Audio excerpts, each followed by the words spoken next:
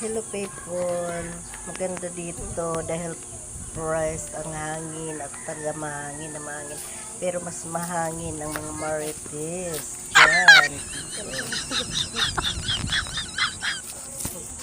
Nanugho kami sa kabayawasnan.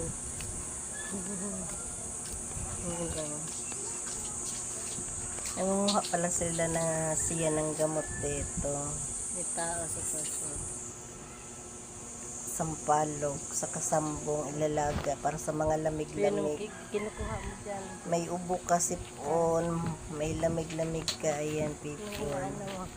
Ang dami ditong mga herbal na mga dahon-dahon. Huli ka. Pero di kulong. Masipag ka lang. Magamot sa sarili mo, gagaling ka. Pero pag wala kang tiyaga sa sarili mo, hindi ka gagaling dahil patamad-tamad ka magamot. Yan lang people, love you all.